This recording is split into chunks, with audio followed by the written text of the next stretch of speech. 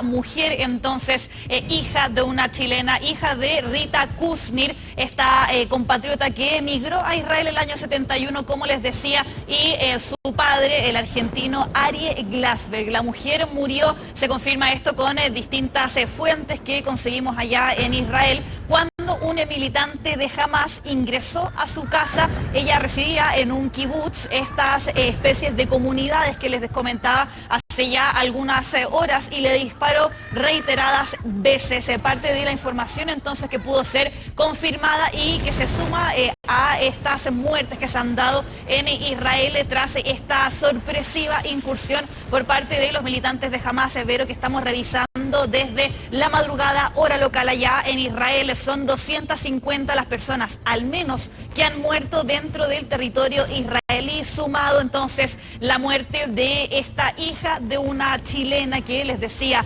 viajó, emigró a Israel a comienzos de la década de los 70 y que es parte lamentablemente de esta alta cifra de víctimas fatales, que se suma además a todas las personas que han muerto en la franja de Gaza con los bombardeos, la respuesta por parte del ejército israelí frente a esta incursión. Más de 200 personas solamente en la franja de Gaza y miles de civiles, de soldados también, de militantes que resultaron heridos entonces tras este hecho sin precedentes, esta guerra que se está librando entre los militantes de Hamas y también el ejército de Palestina. Por ejemplo, tenemos un video que fue publicado por parte de Hamas, por parte de este grupo terrorista, que muestra cómo ellos traspasaron el cruce fronterizo entre la franja de Gaza e Israel. Ellos ingresan finalmente a lo que es el sur de Israel, justamente con esta incursión que estamos viendo en pantalla, un video, les decía, publicado por los mismos militantes de Hamas, que muestran cómo logran cruzar una frontera que además es altamente protegida, tiene un sistema de seguridad muy desarrollado, y es algo parte además de lo que hemos estado hablando y analizando, ver esta jornada, de cómo Israel no pudo anticiparse a esta incursión que realizaron los militantes, que deja a estos cientos de víctimas fatales. Lo decíamos ya, la hija de esta mujer chilena, y así justamente como vemos en imágenes fue como ingresaron, traspasaron la frontera entre la franja de Gaza e Israel, llegando a las distintas ciudades, pueblos, los kibbutz también, que se encuentran en esta zona del territorio israelí, realizando incursiones que nunca antes habían visto. Por ejemplo, la toma de rehenes, el secuestro de residentes, de ciudadanos. Exactamente, videos que son muy fuertes, los hemos visto a través de las redes sociales, sobre todo de cómo los militantes toman a la población de esta zona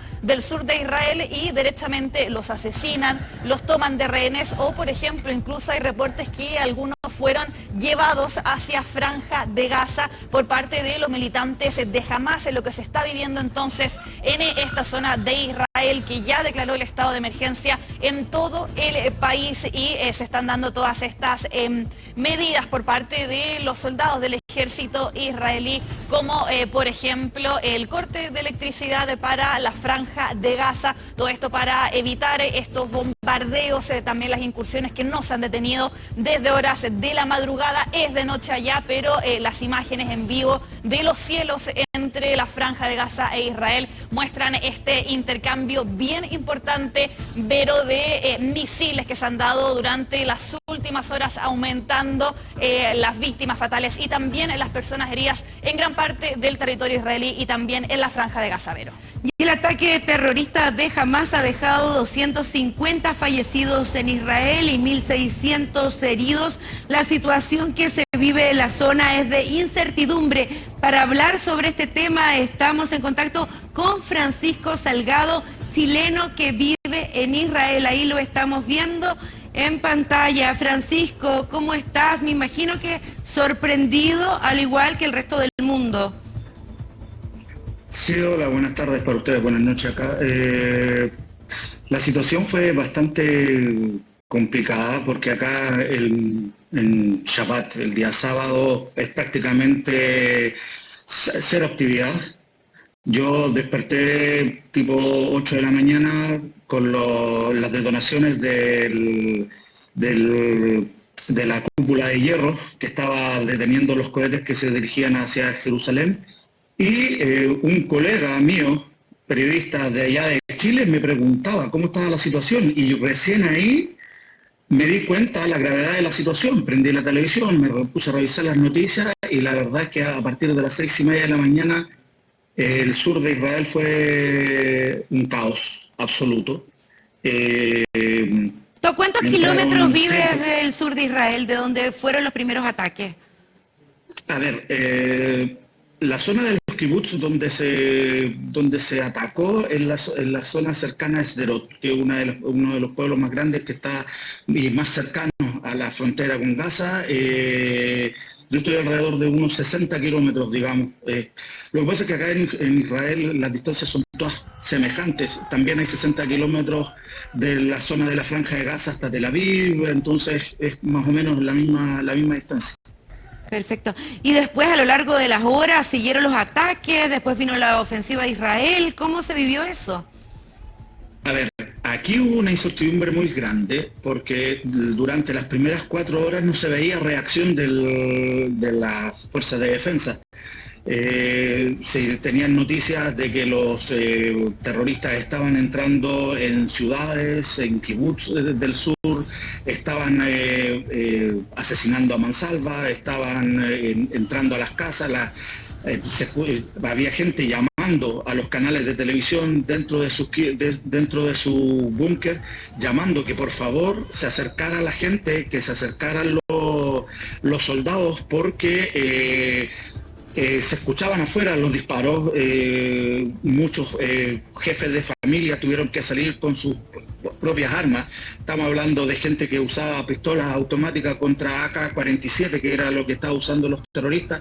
Tuvieron que salir con sus armas a tratar de defenderse y o sea, descontrol total.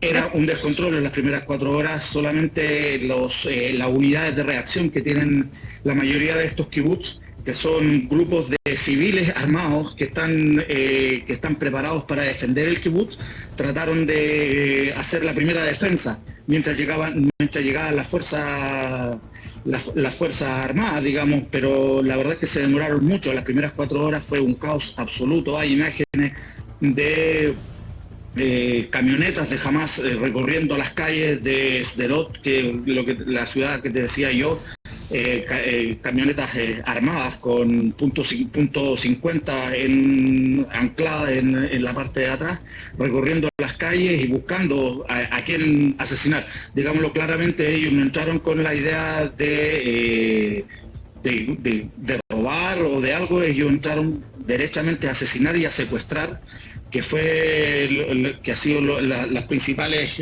preocupaciones ahora en las últimas horas, porque hay gente que recién, a través de las mismas imágenes que está entregando Hamas, está identificando a sus familiares que están secuestrados y confirmando las malas noticias, digamos, de que están secuestrados probablemente en Gaza. Claro, las imágenes que a nosotros nos llegaban eran impactantes, veíamos mujeres, veíamos niños, son imágenes irreproducibles por la crudeza. ¿Eso es el ambiente que se está viviendo en este minuto allá? Sí, la verdad es que sí. Ahí ya están corriendo, hace muchas horas están corriendo por redes sociales nombres, fotografías de personas que aún no aparecen.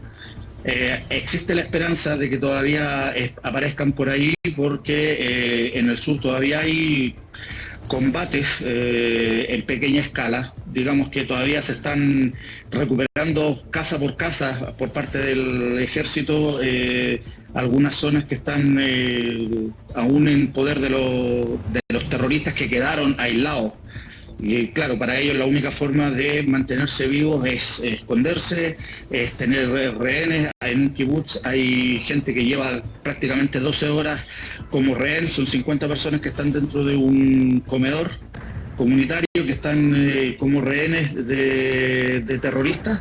Se está viendo la forma de poder sacarlos de esa situación, y como te digo, en otras partes todavía está peleándose casa por casa para poder combatir a todos estos terroristas que entran. Francisco, ¿y a qué te dedicas tú? ¿Qué haces tú allá en Israel? Tú te fuiste hace 14 años. Sí, hace 13 años todavía. 13 años. Yo me vine el año 2009, yo soy periodista, pero acá, como todo inmigrante, tocó trabajar en lo que se pudo. También he hecho algunos trabajos como periodista.